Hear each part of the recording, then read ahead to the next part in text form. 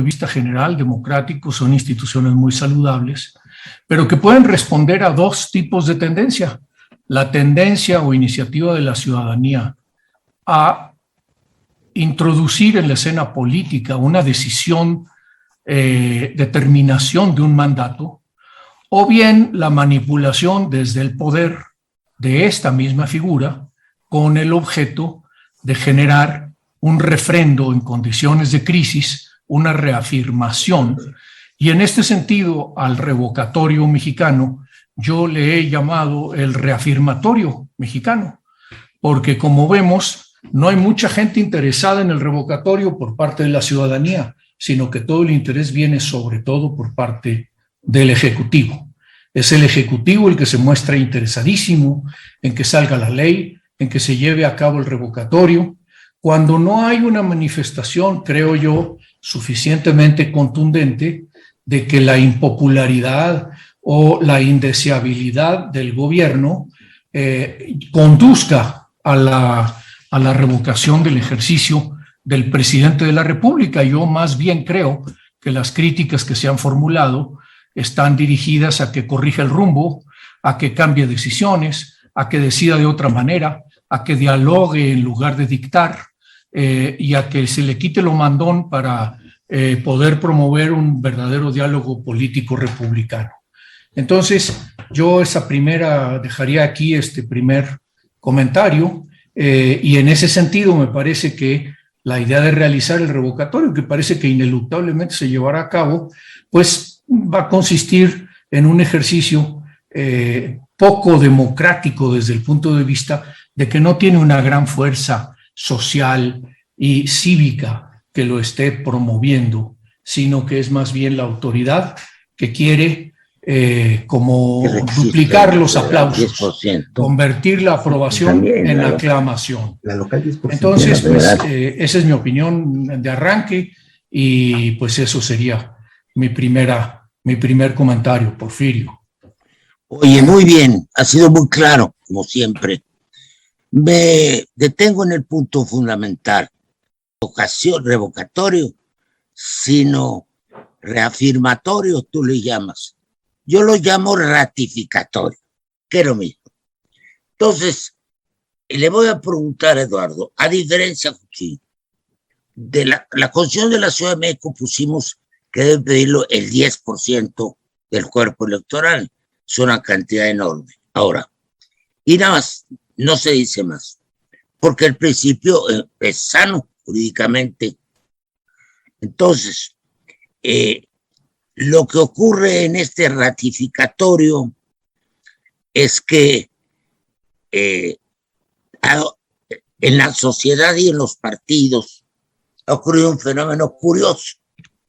Los partidos de oposición han dicho que no van a mandar a sus gentes a pedir la revocación, porque es una forma de ratificación.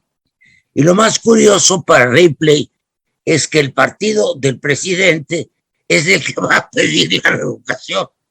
Entonces todo queda muy claro. A ver, ¿qué piensas de esto?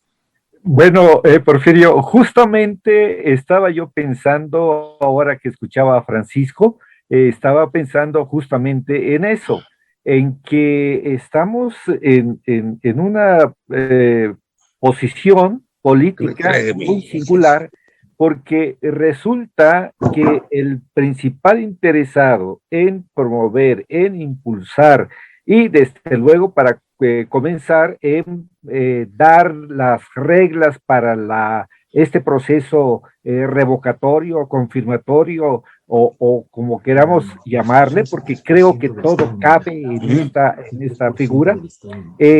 Pues el principal interesado es el presidente y su partido, junto con su partido, en tanto que la oposición se muestra renuente a que se apresuren, pienso sobre todo en la falta de la ley reglamentaria, que le ha tomado más de un año de omisión al Congreso de la Unión y todavía no acuerda siquiera la fecha para discutir el proyecto o los proyectos que ya existen sobre la ley.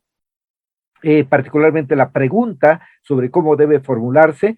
Bueno, hay una oposición que no quiere que haya propiamente este proceso al que se está oponiendo. Y por otra parte tenemos al presidente que sí quiere y a su partido que está empujando. Bueno, esto no parece tener mucho sentido, porque pues ¿para qué quiere López Obrador si tiene una aprobación tan importante que haya un proceso de revocación de mandato como es la figura que existe? ¿Y por qué la oposición no quiere? Bueno, hay razones políticas, desde luego pareciera que la oposición no quiere que el presidente adquiera todavía una mayor fuerza para lo que le falta para su periodo, y la intención me parece que está en el fondo de esto, más allá de si el presidente quiere el aplauso o busca todavía este respaldo popular que ya lo tiene, pero quiere más. Yo creo que en el fondo, o yo veo en el fondo, que la intención no es tanto ahora, sino dejar establecida en la Constitución y en la ley respectiva, que todavía no existe, la posibilidad de que en el futuro un mandatario, y pienso particularmente en el sexenio pasado, que evidentemente que un presidente que fue elegido para 6 años pueda ser ya como un hecho consumada la elección, pueda ser removido cuando fue elegido para 6 años. Y esto se hizo en su momento con toda legitimidad, con toda legalidad, con toda constitucionalidad, y entonces ahora, pues someterlo a esto, me parece que ahí hay un punto polémico que podrá tener un sentido u otro de preferencia, de respaldo entre los analistas, yo diría que más bien entre los analistas, porque lo cierto es que en el ámbito del electorado no parece haber mucha información todavía, y no sé si demasiado interés en este proceso ciertamente polémico y controvertido. Muchas gracias, Eduardo. José Antonio, yo quiero añadir un dato que acabo de constatar. Para que no se abuse del procedimiento, pusimos el 10%. El 10% ya es una sensibilidad muy extendida de qué es hacer la consulta. Es decir, ya tiene más peso. Lo otro es pretextual, se va a hacer siempre. 3% es muy fácil. ¿Qué piensas tú de esto y las consecuencias? Me preocupa el régimen plebiscitario que puede establecerse como antecedente, que otros llaman refrendario. ¿Tú qué piensas, Juan Antonio? Preséntate. Sí, yo creo que efectivamente la remoción de un presidente, de un jefe de gobierno, no debe ser tan... Eso pasó, seguramente lo sabes mejor, Porfirio, en la Cuarta República Francesa, donde era muy fácil quitar a los primeros ministros casi por cualquier cosa, y eso generaba inestabilidad. Entonces sabemos que la democracia tiene que buscar un punto de equilibrio entre la gobernabilidad, pero también que no haya impunidad de abusos de poder. Se debe de poder eventualmente remover a un jefe de gobierno abusivo o ineficiente, pero no tan fácilmente. Efectivamente no debe ser algo tan sencillo, sino que ya llegue a un punto, digamos, más o menos extremo para que se pueda remover a un jefe de gobierno. O el riesgo es de que caigas en una inestabilidad e ingobernabilidad. En principio, una democracia tendría que tener la posibilidad, es parte de su definición, de remover a un jefe de gobierno aún antes de que termine su mandato, si es que está abusando del poder, si está incurriendo en ilícitos, pero también por razones políticas. Una de las diferencias que hay entre el sistema presidencial y el parlamentario es que en el parlamentario efectivamente se puede remover a un jefe de gobierno por razones políticas, aunque no haya incurrido en ningún ilícito. Simplemente si lo está haciendo mal, si está tomando malas decisiones, desde la perspectiva de una mayoría, se le puede remover en cualquier momento. Eso a mí me parece muy adecuado del sistema parlamentario, por supuesto. En el sistema presidencial se le puede remover a un presidente, pero solo por razones legales, en principio. Justamente por eso es que algunos presidencialismos incorporan y adaptan la figura de la revocación de mandato para que por razones políticas se le pueda remover a un jefe de gobierno aún antes de terminar su mandato. La idea es buena. Lo que pasa es que, desde mi punto de vista, en un sistema rígido como es el sistema presidencial, esa figura, aunque en principio es deseable, te puede complicar muchísimo las cosas. Puede poner en riesgo incluso la gobernabilidad, cosa que en el largo plazo.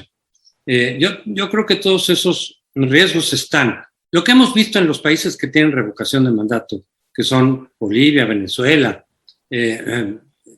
y Ecuador, me parece, es justamente que se utiliza para lo contrario, se utiliza como un elemento de refrendo para el presidente. Es más un instrumento en manos del presidente para promoverse, para hacer campaña, para refrendar el poder y el apoyo popular, que realmente una cuestión de la oposición, de los críticos, de los disidentes, para revocarle el mandato al presidente. Y así es como se está usando en México, como efectivamente ya lo han dicho.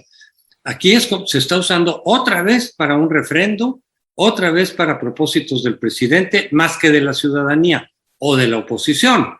Entonces, ese es el riesgo. Yo, de plano, sí me declararía en contra de la figura de la revocación de mandato, no solo de este ejercicio que en principio puede tener lugar el año que viene, sino de la figura. En un régimen presidencial creo que puede ser contraproducente esta figura. Yo me he declarado y me sigo declarando más bien partidario del sistema parlamentario. A mí me convence más la lógica institucional del sistema parlamentario. Pero dado que vive el presidente en el Congreso, ya la mayoría calificada ya quedó más lejana. Ya no va a ser tan fácil hacer iniciativas, cambiar la Constitución, como más o menos lo fue la primera mitad del gobierno. Y por eso yo creo precisamente que el presidente quiere este refrendo, para recuperar parte de la fuerza, para revitalizarse frente a un panorama que se antoja más complicado, con más contrapesos, con instituciones autónomas que están defendiendo su autonomía y que bueno, que así sea, pero por eso le urge al presidente, por eso insiste tanto. Mucha gente, incluso obradoristas, dicen, pues ¿para qué tanto lío? Pues si nadie está queriendo seriamente remover al presidente de manera anticipada. La oposición dice que termine su mandato de 6 años. La mayoría de la oposición en todo caso, hay grupos por ahí más duros que sí quisieran removerlo, pero creo que son la minoría. ¿Para qué hacer este ejercicio? En fin, no se le ve sentido ni económica ni políticamente, porque el presidente lo necesita. Si estuviéramos en una situación en la cual realmente estuviera en riesgo el presidente, su mandato, si realmente hubiera mucha gente que quisiera removerlo antes de tiempo, veríamos efectivamente, como dices, Porfirio, lo contrario. Estaría Morena y estaría el presidente haciendo lo posible para que no se hiciera ese ejercicio, y la oposición probablemente estaría haciendo lo posible para así llevarlo a cabo. Pero el punto que decías es demasiado fácil el 3% para remover al presidente o para tener por lo menos la iniciativa del ejercicio. En efecto, en otros países se exige mucho más para que realmente sea una condición extrema de rechazo al presidente para que se pueda remover. De lo contrario, puedes incurrir en una situación de vacío de poder. Y termino con esto, Porfirio. Precisamente por eso, por ese riesgo, es que muchos opositores, muchos críticos, que no estamos conformes como se está llevando a cabo el gobierno, ni con sus resultados, ni con el estilo personal de gobernar de López Obrador, que sin embargo decimos que acabe el hecho de que fuera eventualmente removido el presidente, cosa que no se ve por ningún lado, nos puede llevar a una situación crítica, de riesgo, de alto riesgo, de vacío de poder, de una parálisis gubernamental que nunca hemos experimentado, bueno, por lo menos desde el siglo XX para acá o desde la consolidación del régimen revolucionario para acá, no hemos tenido el cambio o la pérdida de un presidente. Sí sería una situación de alto riesgo, así lo vemos muchos. Y por lo mismo las condiciones de la revocación, Porfirio, efectivamente, tendría que ser mucho más elevada de lo que tenemos en México. 3% es muy bajo. En otros países es del 20% que se requiere para llevar a cabo este ejercicio de revocación. Me interesa mucho lo que has dicho. Me toca personalmente porque estoy dedicado gran parte de mi vida académica. Voy a echar un pequeño comercial. La famosa inestabilidad política de regímenes parlamentarios no es tal. Los estudios, yo hice mi tesina sobre eso, con ese título. En Francia había una vida política de posguerra muy complicada y había muchos, decía el general de Gaulle, claro, este país tiene 365 tipos de quesos, ¿cómo no va a tener 100 partidos? Entonces hacían coaliciones. No caí, un gobierno caía al año y medio, pero quedaba el jefe del Estado. Hay que distinguir un parlamentario, un jefe de Estado y un jefe de gobierno. Es decir, monarquías constitucionales parlamentarias es el rey o la reina, los dos como Italia, Francia, el presidente de la República. Bueno, caía un gobierno, bueno, se nombraban otros ministros, pero siempre el tema por el que se había atorado, porque no había podido resolver un problema, lo resolvía automáticamente el otro, porque designaban, como si fuera un equipo de fútbol, ahora te toca a ti, un equipo, ¿me entiendes? Entonces, el que llegaba resolvía los problemas. Lo que pasa que grandes problemas, como fue la guerra de Argelia, ya no tuvo con qué. ¿Qué se inventó en Francia? Era muy parlamentario. Se inventó un régimen semiparlamentario, dando todavía mucho poder al Congreso, pero un ejecutivo fuerte que fue la época de Mitterrand. En México yo he propuesto un semipresidencialismo. Entonces me explico, un semiparlamentarismo. ¿Por qué? Para transitar de uno a otro régimen. Y quiero dejar una pregunta a Paco. El tema es que no puedes pasar de un contexto histórico a otro. Aquí, en América Latina, es la tierra de los caudillos, perdóname. La política parlamentarista es una política anticaudillos. ¿Estás de acuerdo? Totalmente de acuerdo, y creo que en este último punto que has señalado hay una cuestión central.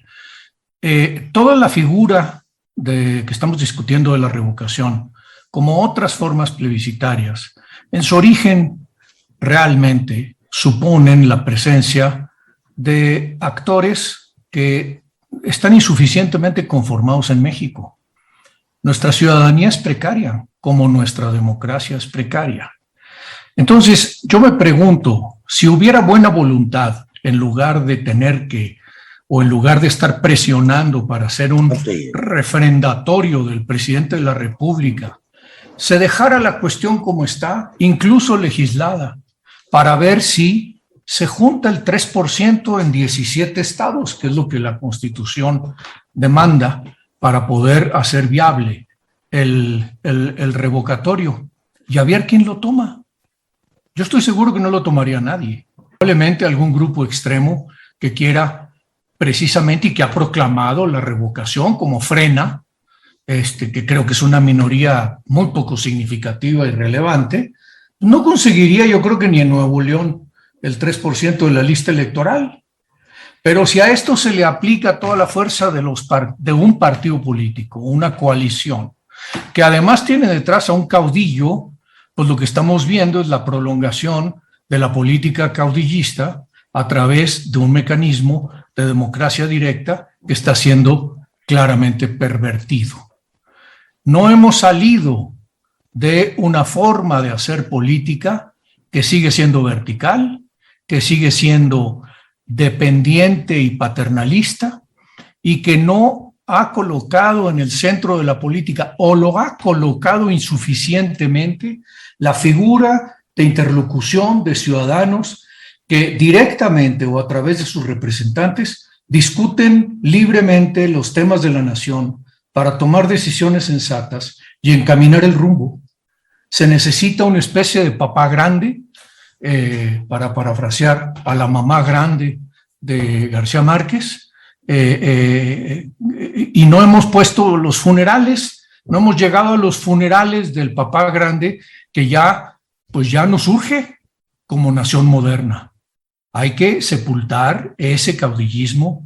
No implica eso eliminar toda forma de presidencialismo, toda forma de presidencialismo, sí, pero no de sistema presidencial, pero sobre todo volver a lograr hacer algo que más o menos venía practicándose defectuosamente y todo, cuando ninguna fuerza política tenía ninguna mayoría suficiente para imponerse a las demás.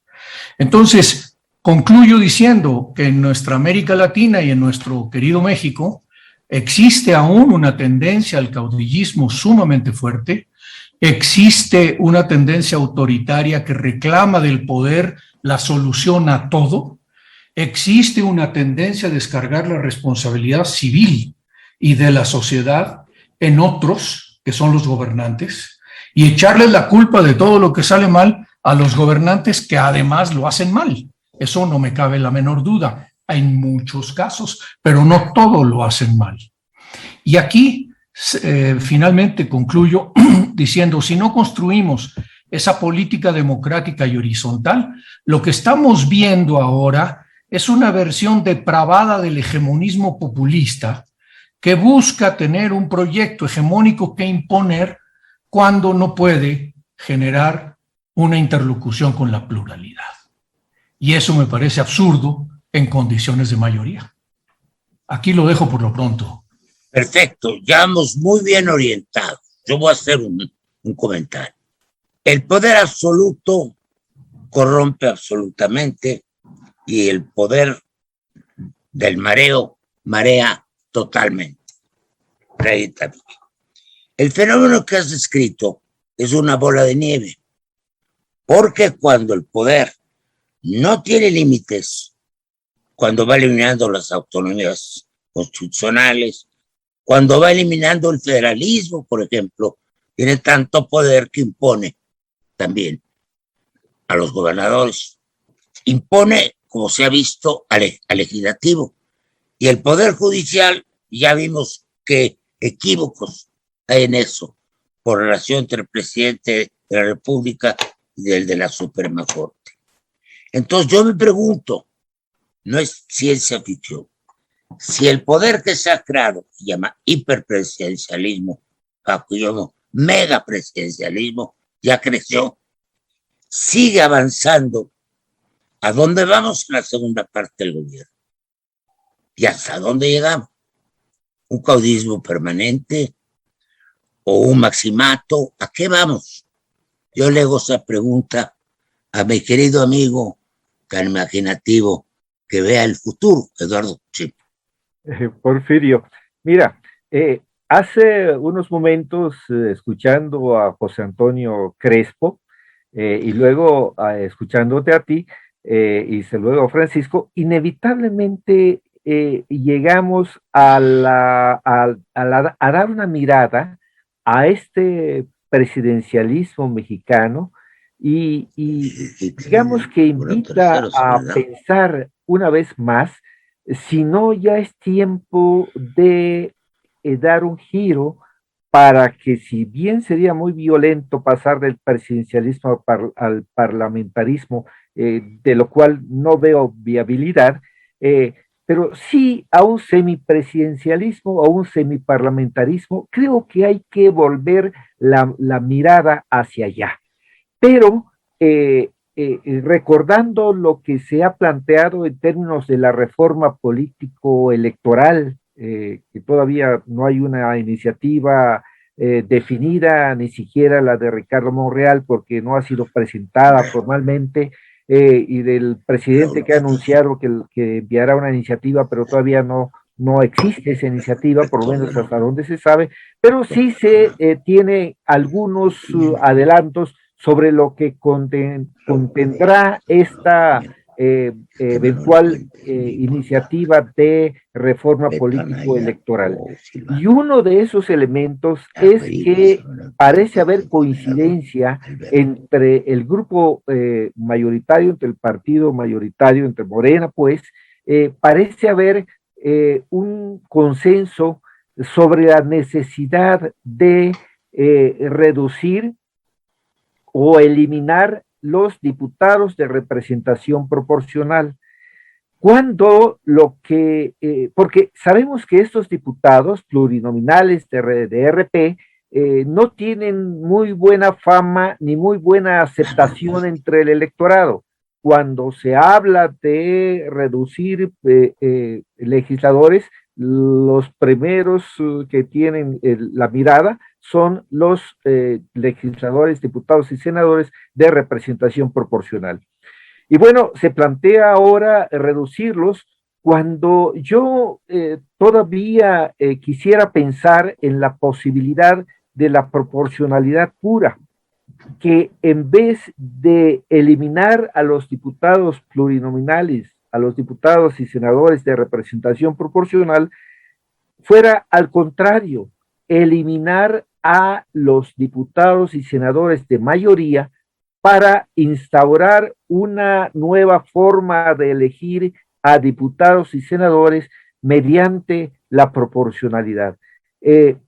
Por ahí todavía nos faltaría navegar mucho, pero parece que ahora el buque insignia va en sentido contrario, es decir, hacia la eliminación de una parte de esos diputados y senadores. Yo pienso que esto tendría que tener una oposición, pero no solo de la oposición, sino de una buena parte del electorado, porque va en sentido contrario a la pluralidad necesaria, porque la sociedad mexicana es muy plural y desde mi perspectiva yo diría que cada vez lo es más, y no hay manera de que esos núcleos de electorado que resultan con su candidato perdedor, pues se quedan sin representación, en tanto que de la otra manera, con la proporcionalidad pura o cercana a la proporcionalidad pura, puede haber una mayor representación, una mayor representatividad de nuestros legisladores. Pero lo que, como decía, lo que se está planteando va en sentido contrario a eso, con la eliminación de los diputados y senadores, por lo menos parcialmente, de representación proporcional.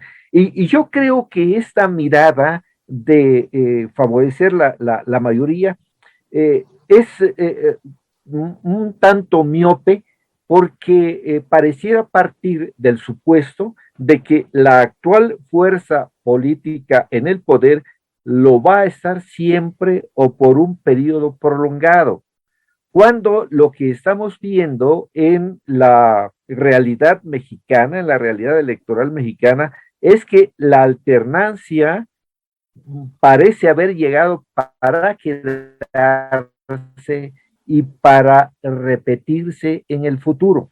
Y en este sentido, la fuerza dominante en este momento va a dejar, o puede dejar de serlo, seguramente va a dejar de serlo en algún momento del futuro, cercanamente, medianamente o lejanamente, pero seguramente dejará de ser la mayoría y el poder dominante, tendrá una mayor fuerza con el sistema de representación proporcional total o casi total, y no con el de mayoría relativa. Creo yo que este es un asunto que merece discutirse, que deben tenerlo presente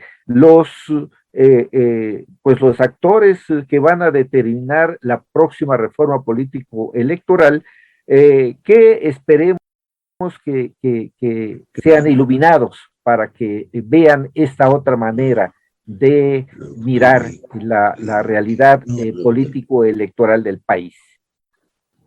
Bueno, has planteado una gran cuestión.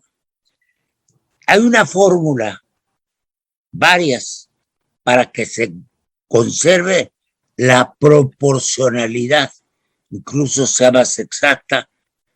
Proporcionalidad no quiere decir plurinominales. No hay listas plurinominales. Si no se dividen según el número de votos, hay pues resto mayor y cociente natural y resto mayor, se vuelve a un número igual de representantes por cada estado, una repartición según lo que tuvieron en el estado. Y también hay una fórmula a nivel nacional parecida a la del Distrito Federal. Se vota en el distrito. Luego, se ve cuál fue la proporción, cuántos ganó para partido. Y luego, a los que ganaron se le da ese número de diputados, tomando en cuenta aquellos que tuvieron mayor resultado proporcional en su distrito. Yo sugiero, Eduardo, que le pidamos al presidente consejero del INE, porque esas cosas no se pueden quedar en un discurso. Y además esto lo entienden muy pocos, los que están enterados. Estamos hablando para élites. Que volvamos a convenir con el presidente consejero del IFE, tener esas reuniones, ¿te acuerdas? Sí, cómo no. Me y acuerdo que se haga, y ahora que se va a hacer una ley electoral, que se inicie un movimiento social que acogido por el INE, para propongamos ideas. Ahora, que esto pueda cambiar, está muy complicado, porque esta fuerza de la opinión pública, desgraciadamente, no ha crecido demasiado. ¿Qué piensas de todo esto, Juan Antonio? Sí, yo creo que a lo que se ha planteado para la reforma electoral que pretende Morena, sí, bien, diputados de representación proporcional, un sistema mixto, pero con una fórmula que no favorecía la justa representatividad, sino que a final de cuentas siempre el PRI salía ganando, el PRI como partido gobernante. Recordemos en la reforma del 87 que estaba la famosa cláusula de gobernabilidad para garantizarle al PRI o al partido dominante, que era el PRI, la mayoría absoluta al margen de la votación que hubiera obtenido, por lo menos desde el 35% de votos para arriba. Y luego se fue modificando la fórmula, pero siempre terminaba favoreciendo al partido mayoritario, tanto en la modificación que se hizo en el 93, como después en la reforma del 96, a final de cuentas el partido mayoritario se sigue beneficiando y sobre representando. Aquí lo que yo propondría es mantener el sistema mixto, ya sea con 200 o con 100 diputados de representación proporcional, pero repartidos de tal manera que efectivamente equipares porcentaje de votos con porcentaje de diputados. Ahí ya tendríamos la fórmula de mejor representatividad, de mayor equilibrio entre los partidos a partir del voto ciudadano emitido en las urnas, pero sí cambiando esa fórmula, que es la que prevalece básicamente en los países de Europa, salvo en Inglaterra, pero la mayoría es o un sistema mixto de este tipo, como Alemania, como en Italia, o la proporcionalidad pura, pero creo que sí podríamos mantener incluso el vínculo directo de los diputados de mayoría con sus electores de distrito, con la perfecta representatividad, o casi, del Congreso. Y yo propondría otra cosa, no sé ustedes cómo la vean. Ante esa, la mayoría de la gente no acaba de vincular a los diputados de representación proporcional con una mejor representatividad del Congreso. Como que no ven que sin diputados de representación proporcional, la sobrerepresentación del partido mayoritario pues se dispara, a veces hasta 30 puntos. No queda claro en la ciudadanía, pero el reclamo que hace de los diputados de representación proporcional en la fórmula mexicana sí tiene algún sentido, sí tiene razón de ser. Muchas veces vemos que la fórmula de representación proporcional la usan los partidos para sus fines propios, o incluso quien tiene mayor influencia en un partido, pues mete a sus cercanos, mete a amigos a veces, en fin, personajes que le convienen a los partidos, pero que no necesariamente están bien vistos por la ciudadanía. Y entonces los ciudadanos dicen, esos diputados ni los elegimos nosotros. Sí, sí se eligen, pero de manera muy... Eso tiene solución. La solución no es quitar a los diputados de representación proporcional. La solución podría ser las listas abiertas, que también operan en Europa, donde la gente pueda decidir, los ciudadanos, a través de un voto diferenciado ahí sí, el de mayoría con el de representación proporcional, que puedan decidir el orden de cómo van a ser nombrados las listas de diputados plurinominales. Habría que considerar las listas abiertas. Igual y mucha gente no conoce a todos los diputados, pero de todas maneras dar la posibilidad de que sean los ciudadanos los que elijan, ahí sí, de manera más directa, a los diputados de representación proporcional. Gracias, pues estamos a punto de entregar el programa. Yo insisto y vamos a hacer un seminario que se puede, que todos los diputados y senadores sean votados en su distrito y que según el voto, la proporción que hay en los partidos, se les va dando lo que más votos tuvieron. Una cosa es proporcionalidad y otra cosa es diputados plurinominales. Y la otra, que se ejerce en muchos países, pero que la parte de clases medias con la sociedad la entiende, pero los que votan automáticamente no. De hecho, todos nosotros hacemos así. Yo aquí voté en mi distrito las últimas elecciones por una gente que apareció para alcalde, por otra gente que apareció diputado federal, otra para diputado local. Uno hace su selección, vamos. Bueno, vamos a poner un final a esto, mi querido amigo Paco. Los temas son cómo crear una corriente de opinión, porque son ideas teóricas justas, pero en lo que acabo de decir se requiere también una reforma de la Constitución. Es decir, tampoco hay que temer demasiado una ley electoral que provenga del gobierno, porque también tiene límites en la Constitución. Va a ser una proeza de equilibrios. Si se va a una reforma constitucional. Autoridad.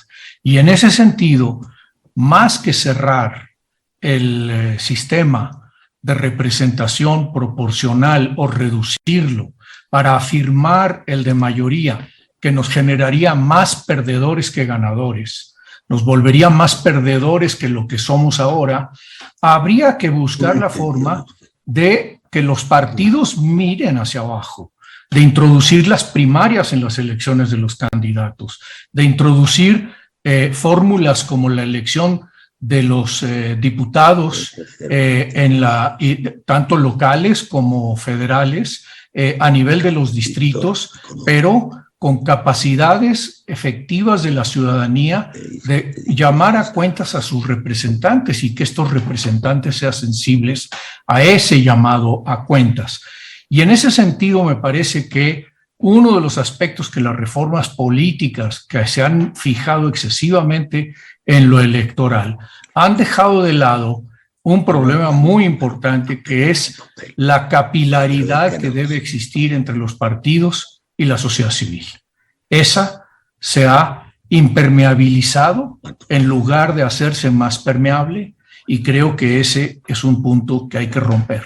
Ahora bien, yo estaría de acuerdo, yo no per se no le veo ningún problema que haya una iniciativa del gobierno en la materia. Lo que no veo es buena voluntad del gobierno para generar una iniciativa que esté fundada en el diálogo republicano, sino que la intención que se ve detrás del discurso y detrás de las propuestas que aún no han sido concretadas,